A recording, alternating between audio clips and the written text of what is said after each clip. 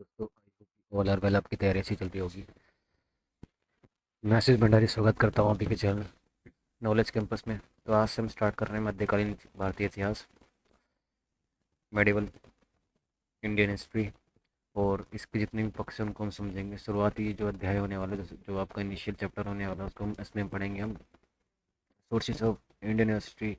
भारतीय इतिहास को जानने के क्या स्रोत, उनको समझते हैं कि क्या कौन कौन से स्रोत होते हैं जो भारतीय इतिहास से हैं वो हम जान सकते हैं। उनको पढ़कर जो इतिहासकार होते हैं उन्होंने जब वो इतिहास की गणना करते हैं, हिस्ट्री राइटिंग करते हैं, तो मुख्यतः दो सोर्सेज बोल रहे, दो स्रोतों का सहारा लेते हैं। पहला आपका आता है साहित्यिक स्रोत, दूसरा हो गया आपका पुरातात्विक स्रोत, literary sources and archaeological sources. These sources easily can be determined, मतलब easily identified by the historians। मतलब कि इन सोर्सेज को जो आपके इतिहासकार होते हैं वो इजीली पहचान लेते हैं क्योंकि उनको इतना अनुभव होता है। तो जब इतिहास लिखते हैं तो उनको पढ़ते समय में क्या क्या सीमाएं होती है उनको भी समझेंगे। ठीक है, और साथ साथ ये भी समझेंगे कौन मुख्यतः जो आपके मध्यकालीन इतिहास जो है, जो मेडिवल इंडियन हिस्ट्री है, उसको जो पढ़ते हैं तो कौन कौन से इंपॉर्टेंट आपके सोर्सेज आते हैं और उनमें कौन कौन से आपके ऑथर थे जिनको हम इनको पढ़ा जाता है। ठीक है। ठीक है। साहित्यिक स्रोतों का प्रभुत्व मध्यकालीन की पॉइंट्स फ्रॉम द समरी। ठीक है।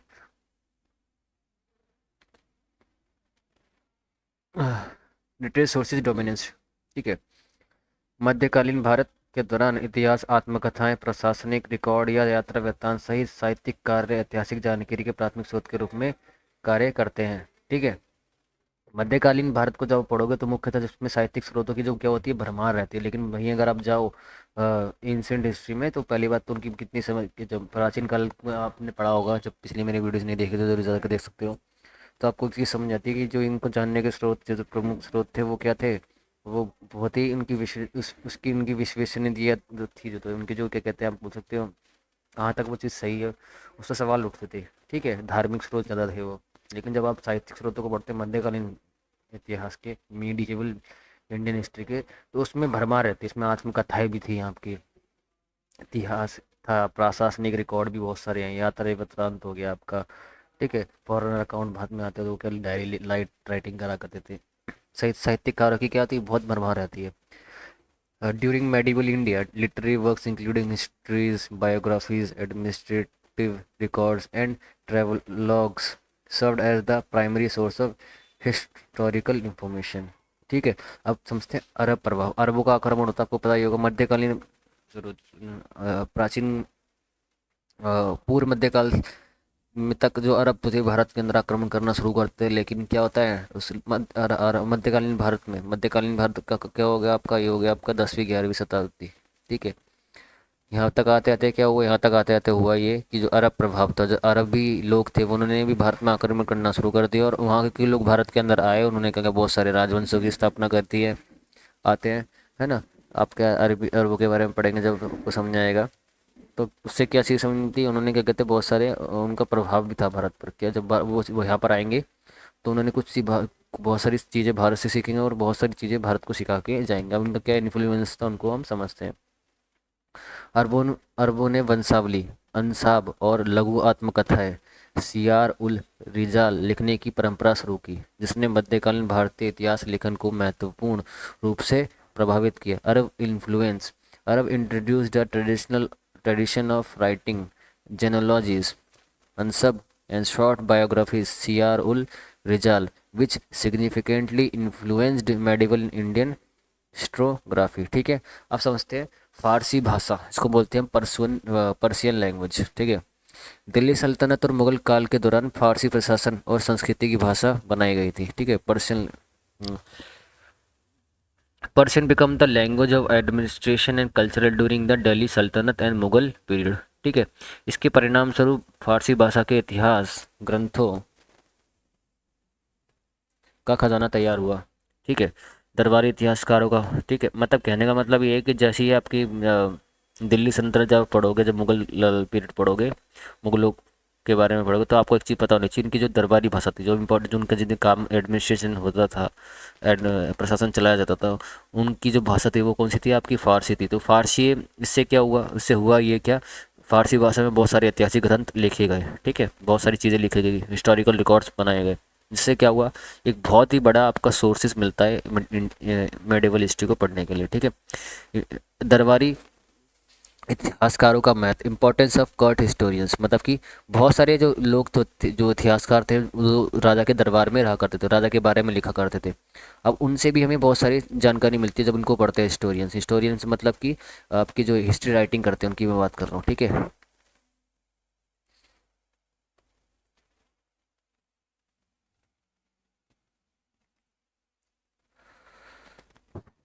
दरबारी इतिहासकारों ने अपने संरक्षकों के शासनकाल की घटनाओं को लिपिबद्ध करने में महत्वपूर्ण भूमिका निभाई, अक्सर उनकी उपलब्धियों का महिमा मंडल करने पर ध्यान केंद्रित किया। मतलब कि जितने भी आपकी इम्पोर्टेंट जो जिनके दरबार में लोग रहा करते थे, उन्होंने क्या करा, उनके राजा के बारे में बहुत सारी चीज़ें लिखी एक ऐतिहासिक संदर्भ में, और वो इतिहास एक एक क्या बन गया, इतिहास बन गया, ठीक है। ठीक है, मेनली उन्हें क्या क्या लिखा, crucial role in the chronicling the event of their patron region, often they the focus on glorifying their achievement. मतलब कि उनके शासन, जिस भी राजा के शासनकाल में वो रहा करते थे और जो उनके बारे में लोग लिखा करते थे, उनके शासनकाल में कौन कौन सी इंपॉर्टेंट घटनाएं हुई उनको वो लिख दिया करते थे अपने बुक्स के अंदर, ठीक है। दूसरा दूसरा क्या लिखते थे, उनकी उपलब्धियों को बड़ा चढ़ा कर लिखते थे। ऐसा क्यों लिखते थे, अगर जब राजा इन चीज़ को पढ़ेगा, ठीक है, ऑब्वियस बात तो राजा तो पढ़ता ही था, जब राजा इन चीज़ों को पढ़ता था तो क्या कहता वो खुश रहा, और इन राजा को खुश रहना बहुत जरूरी था दरबारी इतिहासकारों के लिए, ठीक है। अब समझते हैं विदेशी यात्री, फॉरेन ट्रैवलर्स आए और उन्होंने फॉरेन अकाउंट्स भी लिखे, जैसे कि इसमें सबसे पहले इंपॉर्टेंट कौन सा आता है, आपका आपका आएगा एवन बतूता आएगा,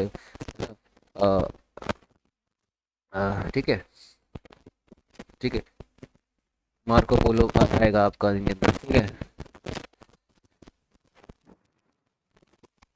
इबन बतूता और मार्को पोलो जैसे विदेशी यात्रियों ने मध्यकालीन काल के दौरान भारतीय समाज और संस्कृति के बारे में बहुमूल्य जानकारी प्रदान की।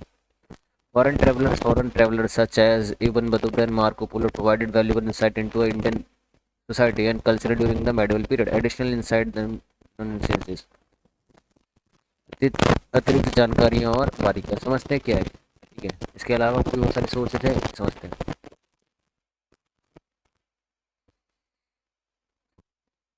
पुरातात्विक स्रोत, जबकि साहित्यिक स्रोत हावी है, सिक्के, शिलालेख और स्थापत्य आवश्यक जैसे कि प्राचीन साक्ष्य मध्यकालीन भारत के बारे में बहुमूल्य जानकारी प्रदान करते हैं। जब आप मेडिवल हिस्ट्री पढ़ते हो तो उसमें सिर्फ साहित्यिक स्रोत तो डोमिनेंस तो रहता ही रहता है जब पढ़ते हो तो, क्योंकि यहाँ पे भरमार मिलती है, लेकिन साथ साथ आप पुरातात्विक साक्ष्य भी बहुत बड़ी मात्रा में मिलते हैं। Archaeological sources, writing, literary sources dominates archaeological evidences such as coins, inscriptions and archaeological remains also provide valuable information about medieval India, ठीक है। आप समझते हैं क्षेत्रीय क्षेत्रीय विविधताएं, भारत में विविध क्षेत्रों में ऐतिहासिक स्रोतों की प्रकृति और उपलब्धता अलग अलग थी, ठीक है।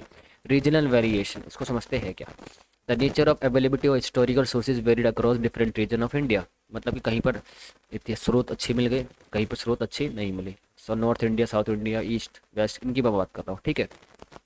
उदाहरण के लिए दक्षिण भारत में मंदिर शिलालेखों की सीमित परंपराएं थी।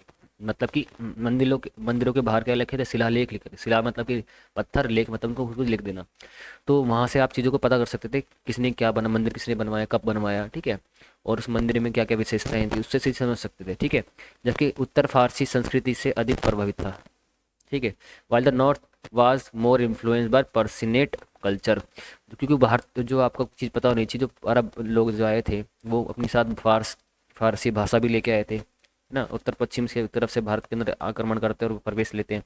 तो जैसे ही भारत की तरफ आते हैं उन्होंने क्या क्या किया, जैसे उन्होंने राज्य की स्थापना करी, अपनी किंगडम की स्थापना करी, स्टेबलाइज किया उसको। उसके बाद उन्होंने अपनी जो एडमिनिस्ट्रेशन में कौन सी भाषा अपनाई, वो थी आपकी फारसी भाषा। लेकिन वहीं अगर आप दक्षिण भारत में इतिहास को खोजते हो, वो कहाँ ज़्यादा मिलते हैं, वहाँ पे शिलालेखों, क्योंकि दक्षिण भारत में अगर आप जाओ, साउथ इंडिया में जाओ, तो आपको एक अच्छी परंपरा मिलती है किसकी, टेम्पल बिल्डिंग की। अगर आप देखो तो गोपुरम हो गया, आपने चाहे वो कृष्णदेव राय के समय की बात करो, चेरे पांडे के टाइम का देखो मंदिरों को, ठीक है। जब भी कोई एक दक्षिण भारत में अगर आप देखा जाए, कोई भी राजा जो हुआ करता था, अगर किसी भी दूसरे देश पर आक्रमण करा करता था, दक्षिण भारत के अंदर बात करता हूँ, दूसरे राज्य पर।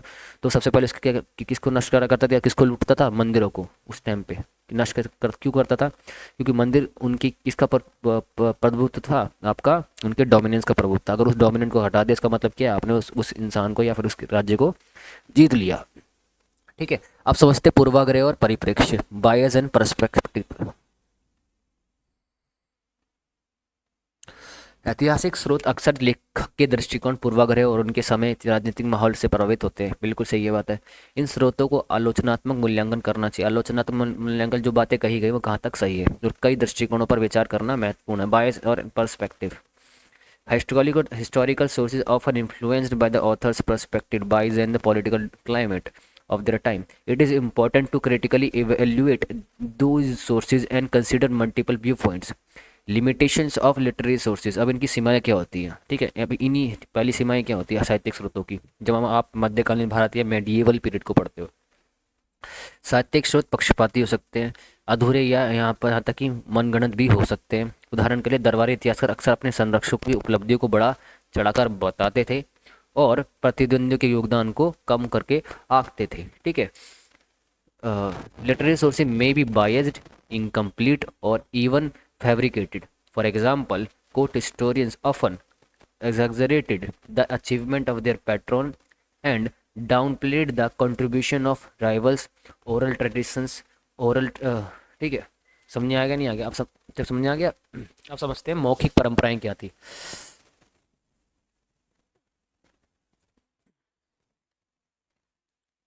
मतलब कि जो पढ़ा है वो नॉर्मल भाषा में था, अब आपको समझाने की जरूरत इसमें है नहीं वैसे तो। ठीक है। आप समझते हैं मौखिक परंपराएं क्या थी। Oral traditions, oral traditions such as folk tales, songs, and legends also played a role in preserving historical memories, especially in rural areas. अगर आपने एक चीज़ पता ही हुई कि देखो, राजस्थान में चीज़ें ज़्यादा हुई, लोक कथाएं, गीतों और किवंदे जैसी मौखिक परंपराओं ने भी ऐतिहासिक स्मृतियों को संरक्षित रखने में भूमिका निभाई, और खासकर ग्रामीण क्षेत्रों में। जैसे कि अगर आपने देखा हो, राजस्थान में क्या था, तो जो राजा जीत जाया करता था, तो जो राजा महान हुआ करता था। अब राजस्थान मत जाओ, आप वहाँ जाओ, क्या कहते हैं, महाराष्ट्र में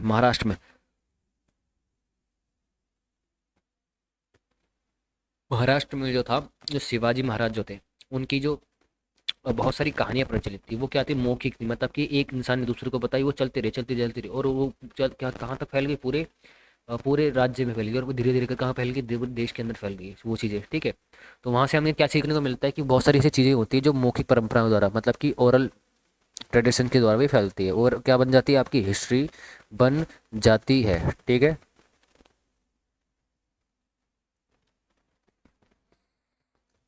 अब आप क्या समझते हैं?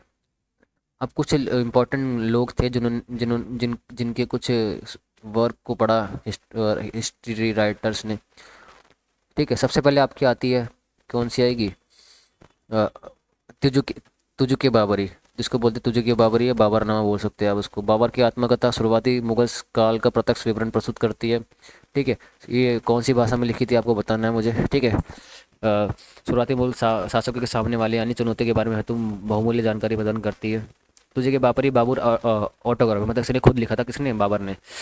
offers a first hand account of the early Mughals period and provides valuable insight into the challenges faced by the early Mughal rulers। दूसरा आपका था अकबरनामा। ठीक है। अकबरनामा अकबर ने नहीं लिखी थी, कौन सी भाषा में लिखी गई थी? आपकी कोई भी चीज़ पता होनी चाहिए। ठीक है।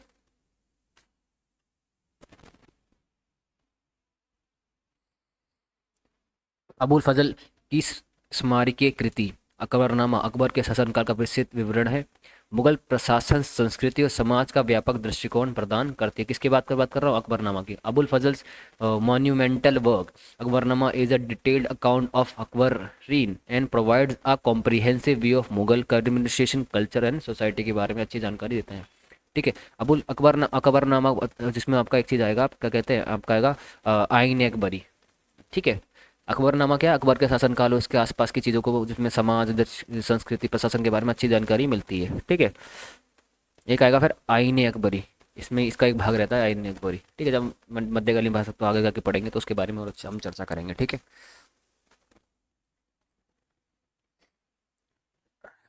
आईन अकबरी। आइन द थर्ड वॉल्यूम ऑफ, तीन तीन इसके तीन इम्पोर्टेंट भाग थे अकबरनामा के, ठीक है। उसका तीसरा जो भाग था इम्पोर्टेंट अकबरनामा, इसको बोलते हैं हम आईने अकबरी। अकबरनामा का तीसरा खंड जिसे आईने अकबरी के नाम से जाना जाता था, अकबर के साम्राज्य का एक सांख्यिकी और प्रशासनिक सर्वेक्षण है जो भूमि राजस्व, कृषि और सामाजिक रीति रिवाजों का बहुमूल्य डेटा प्रदान करता है, ठीक है।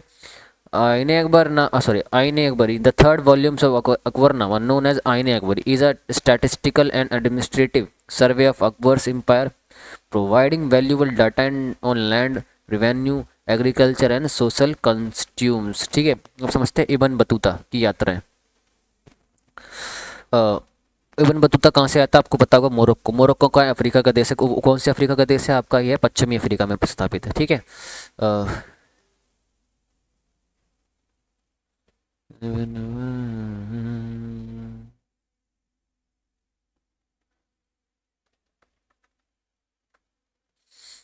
ठीक है, बढ़ते हैं आगे। मोरक्को के यात्री इब्न बतूता की भारत में उनकी यात्रा का विवरण दिल्ली सल्तनत के समाज, संस्कृति और व्यापार की एक आकर्षक झलक प्रदान करता है। आइन, ठीक है।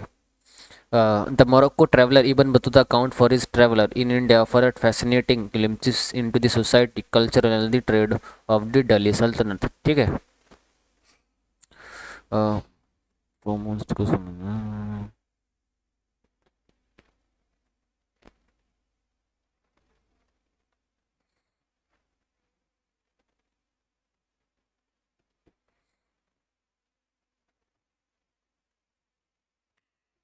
समझते अल बिरूनी, उनकी किताब थी किताब उल नियत तहकीक जिसको बोला जाता था, इसके बारे में थोड़ा समझेंगे, ठीक है।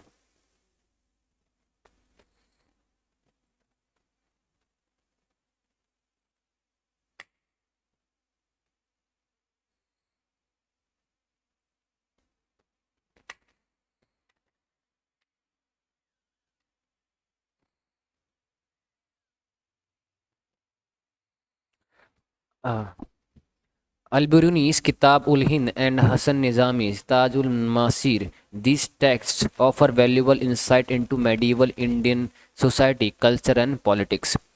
अल बिरूनी की किताब उल हिंद और हसन निजामी की ताज उल नासी मासिर, ये ग्रंथ मध्यकालीन भारतीय समाज, संस्कृति और राजनीति के बारे में बहुमूल्य जानकारी प्रदान करते हैं, ठीक है। अल बिरूनी के बारे में थोड़ी जो किताब थी आप सबको समझते हैं, ठीक है। किसके शासनकाल में भारत में आता है उसको भी समझना है आपको, ठीक है। की पॉइंट, अल बिरूनी किताब उल हिंद, ठीक है।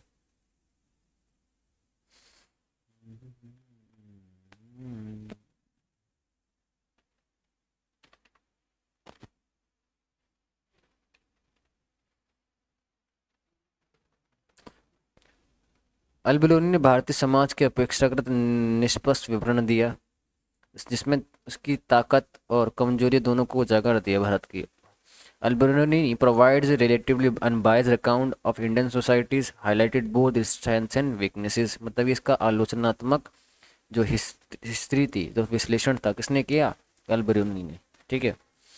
सोशल एंड रिलीजियस प्रैक्टिसेस, उन्होंने बहुत सारे जो सामाजिक और धार्मिक प्रथाएं थी उनके बारे में बताया उसने। उन्होंने भारतीय धार्मिक अनुसंधानों, ठीक है, अनुष्ठानों, जाति व्यवस्था, सामाजिक रीति रिवाजों का विस्तृत विवरण दिया, ठीक है। क्रिटिक्स, भारतीय क्रिटिसिज्म ऑफ इंडियन एटीट्यूड्स, ठीक है। उन्होंने क्या कहते हैं बहुत जगह क्या कहते हैं भारतीय समाज की भारतीय ब्राह्मणों की खासकर उन्होंने क्या कहते हैं तौहीन भी करते हैं, बोलते हैं कि ये बहुत घमंडी थे। इवन ये क्या कहते हैं दूसरे को ज्ञान देने में बहुत टकराते थे, आपको पता होगा, लगभग बहुत सारी भाषा जानते थे, आपको पता होगा कौन, इबन बतूत आपके अल बिरूनी, ठीक है। तो उन्होंने जो ब्राह्मणीवादी सत्ता के बारे में बताया वो कितने घमंडी हो सकते थे या कितने घमंडी थे। भारतीय दृष्टिकोण की आलोचना, अल बिरूनी ने भारतीय को अपने श्रेष्ठता के अहंकारी धारणा और आलोचना की, जिसे उन्होंने उनके पतन का कारण बताया। वो कहते थे जो भारतीय बहुत घमंडी है, कैसा एग्जाम्पल दिया, ब्राह्मण द्वारा। ब्राह्मण को उन्होंने पढ़ा होगा, जब ये क्या कहते हैं ज्ञान की नॉलेज लेने गए किनसे, ब्राह्मणों से, तो उन्होंने उसको साफ मना कर दिया शुरुआती तौर पर, ठीक है। तो उन्होंने कैसे भी करके अरेंज करा, लेकिन उन्हें मना करते, तो वो सोचते हैं कि ऐसा भारतीय समाज है, ठीक है। उनने अहंकार बोल, और ये क्या इन्हीं कारण, इसी अहंकार के कारण क्या होगा, पतन होगा, ठीक है। और समझते कास्ट सिस्टम, जाति व्यवस्था के बारे में क्या बताया उन्होंने, अल बिरूनी ने।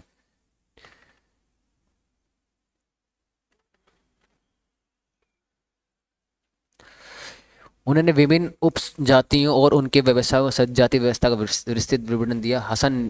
ठीक है।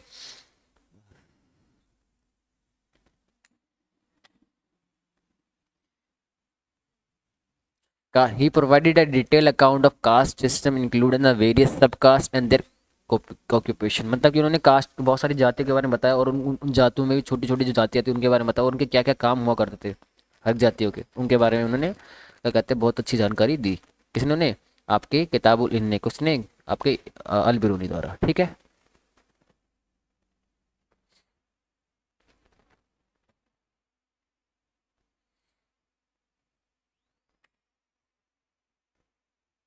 आप समझते हैं हसन निजामी के बारे में?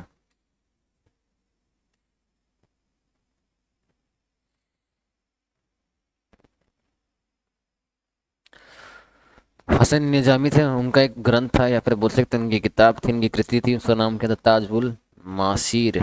ताजुल मासीर। ठीक है। दिल्ली सल्तनत, इनका मेनली फोकस किस पर रहा? दिल्ली सल्तनत पर ध्यान। ठीक है। Focus on Delhi Sultanate. This text primarily focus on early Delhi Sultanate, particularly the region of Qutbuddin Aibak and Iltutmish. ठीक है। मेनली इसमें किसके शासनकाल के बारे में बता रखा? ऐबक के बारे में से लेकर इल्तुतमिश तक। ठीक है। अ, राजनीतिक और सैन्य इतिहास, political and military history. Nizami provide the detail account of the political and military event of the periods. ठीक है। अ, सांस्कृतिक अवलोकन, क्या बोलते हैं हम? सांस्कृतिक अवलोकन, कल्चरल ऑब्जर्वेशन। ठीक है।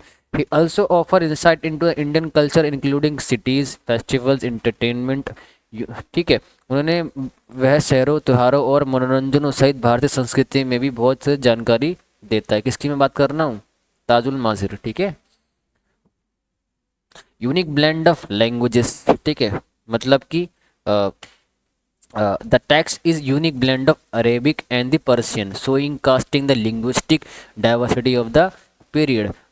ठीक है। ये पाठ अरबी और फारसी का एक अनूठा मिश्रण है जो उस अवधि की भाषाई विविधता को दर्शाता है। मतलब कि जब ये पाठ चीज़ लिखी जा रही थी उस टाइम पे अरबी भाषा भी थी और फारसी भाषा भी थी। ठीक है। जो आपका इबन तो आपके हसन निजामी जो थे अरबी भाषा भी जानते थे और फारसी भाषा में, तो एक चीज़ ऐसी बन रही थी जब ठीक है। तो अरबी भाषा, फारसी भाषा, उसी टाइम पे एक भाषा और विकसित हो रही थी, उसको बोलते थे हम उर्दू। ठीक है।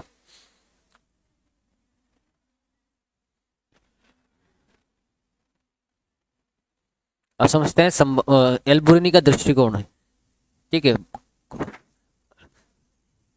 अल बिरूनी एक विदेशी परिप्रेक्ष्य था, भारतीय समाज के बारे में उसका विवरण कितना विश्वसनीय है ये भी आपको जानना बहुत जरूरी है। क्या इसका दृष्टिकोण सांस्कृतिक पूर्वाग्रह या उनके समय की राजनीतिक जलवायु से प्रभावित हो सकता था? Al Biruni perspective given, Al Biruni was region of observer, मतलब कि बाहर से आया हुआ था, फॉरेन ऑब्जर्वर था। How reliable this is account for Indian society? Could this perspective be influenced by cultural bias और the political climate of the time? जो ठीक है, जो हसन निज़ामी ओबीसी बातें थे, मुस्लिम थे। ठीक है। तो उनका जो धर्म, जो दृष्टिकोण हो सकता था, बायस हो सकता था, पक्षपाती हो सकता था। वो अपने दूसरे समाज को हीन नजरों से भी देख सकते थे और उसकी चर्चा कर सकते थे। क्या ऐसा हो सकता है? नहीं हो सकता है? कास्ट सिस्टम के बारे में जो उन्होंने बताया, क्या वो कहाँ तक सही था? उनका क्या उद्देश्य था? किस उद्देश्य से लिखा? प्राथमिक उद्देश्य क्या था जो किताब लिख रहे थे? ठीक है। इनको आप समझते हैं?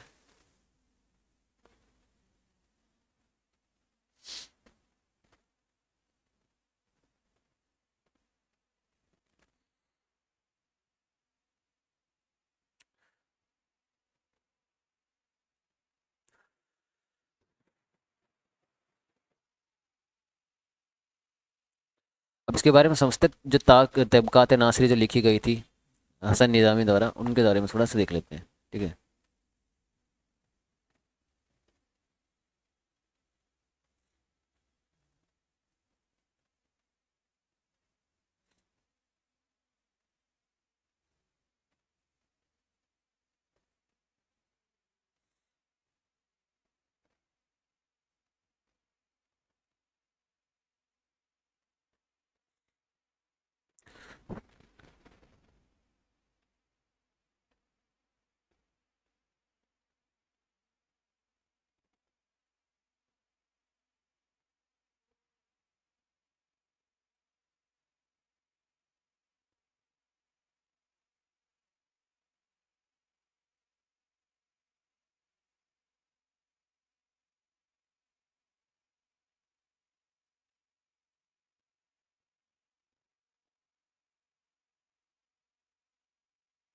चलो ठीक है, अगले मिलेंगे अपनी नेक्स्ट वीडियो के अंदर। जय हिंद, जय भारत।